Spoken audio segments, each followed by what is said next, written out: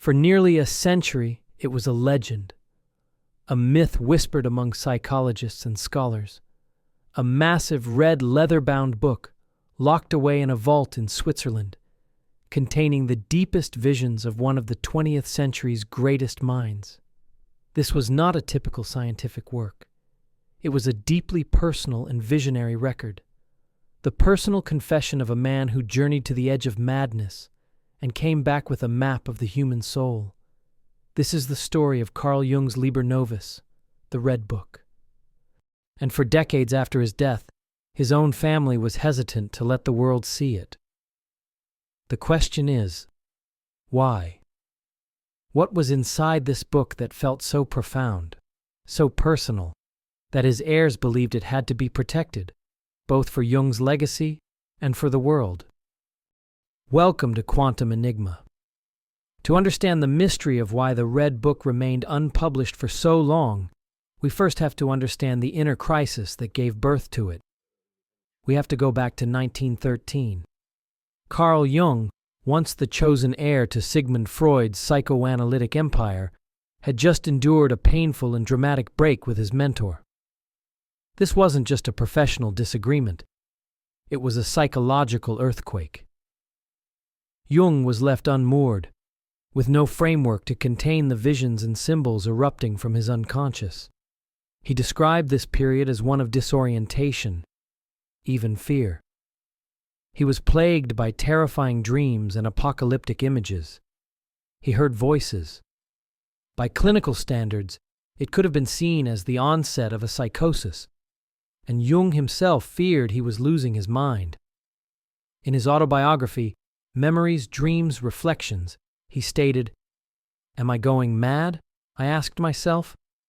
But then I said, if you are going mad, you will find out soon enough." Jung made a radical decision.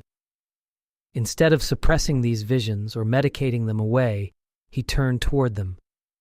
He chose to enter what he called a confrontation with the unconscious. He would willingly descend into the abyss of his psyche to meet the figures that emerged from the darkness. He developed a technique called active imagination. While fully awake, he would enter a dreamlike state and allow the contents of his unconscious to surface.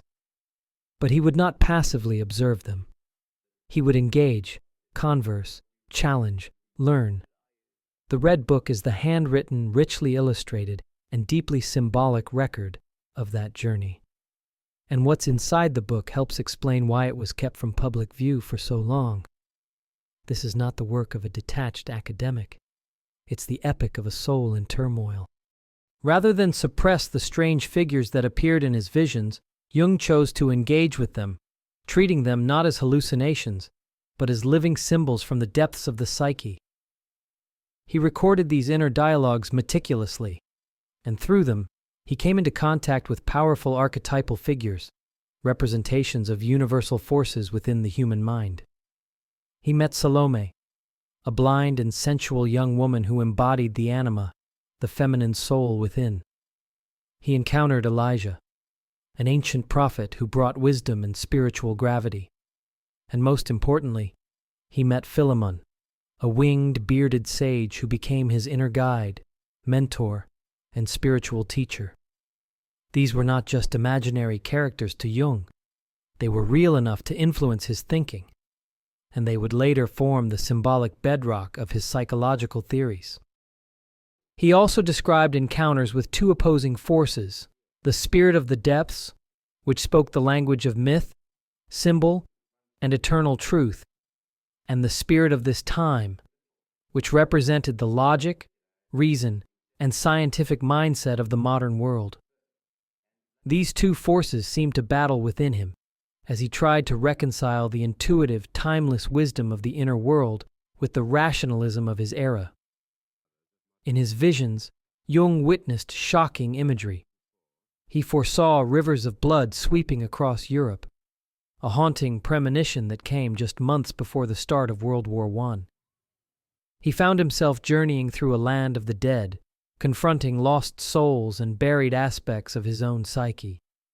He met strange symbolic figures, like a red knight, a warrior archetype, and felt compelled to paint intricate mandalas, circular patterns that helped him restore a sense of inner order and balance amid psychological chaos. The Red Book doesn't read like a textbook. It's raw, symbolic, and often unsettling. But it contains the raw psychological material, the prima materia, from which all of Jung's major ideas would later emerge.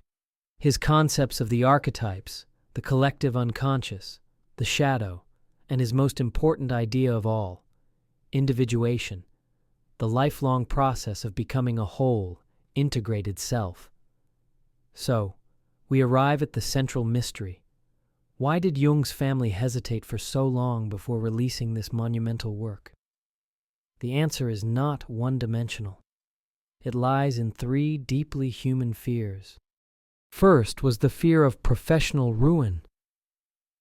In the mid-20th century, psychology was struggling to establish itself as a science. Imagine if one of its most prominent thinkers released a book detailing vivid encounters with a winged spirit guide named Philemon. Jung might have been dismissed as a mystic, or worse, as mentally unstable. His family feared that revealing the mystical roots of his work would discredit his scientific legacy. They weren't erasing his genius. They were shielding it from misinterpretation. The second reason was more philosophical. Jung himself expressed concern about the book's potential to be misunderstood. He never left explicit instructions to suppress it, but he also never published it in his lifetime. He feared people might turn it into a doctrine or treat it as sacred scripture. His grandson, Ulrich Hörny, explained that the family was cautious of the book being used to form a cult-like following, something Jung would have opposed with every fiber of his being. He didn't want disciples. He wanted individuals to undertake their own inner journeys, not to imitate his. And finally, perhaps most heartfelt, the book is an act of profound vulnerability. It exposes Jung not as the confident professor, but as a man battling fear, loneliness, and the disintegration of his own psyche. It's the journal of a soul in crisis, and of the courage it took to face that crisis without turning away. For any family, exposing such raw personal material to the public would be difficult. Releasing the Red Book meant showing the world Carl Jung not as a towering intellectual, but as a man alone in the dark, searching for light. It ultimately took a new generation of Jung's family, working closely with historian Sonu Shamdasani, to argue that the world was ready.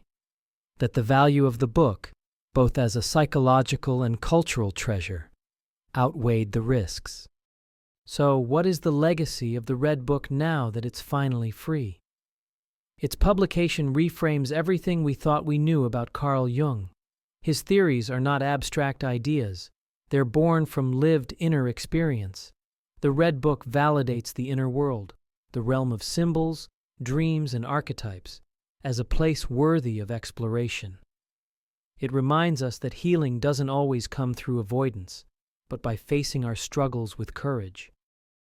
In the end, the mystery of the Red Book was never about what it hid from the world, but what it revealed about the human soul. It wasn't kept secret because it was meaningless. It was kept secret because it was too meaningful, because it held truths that the world wasn't ready to face. Until now. Have you ever felt a calling to your own inner journey? Let me know in the comments below. And if this story resonated with you, please like and subscribe for more explorations into the depths of the human experience. Until next time.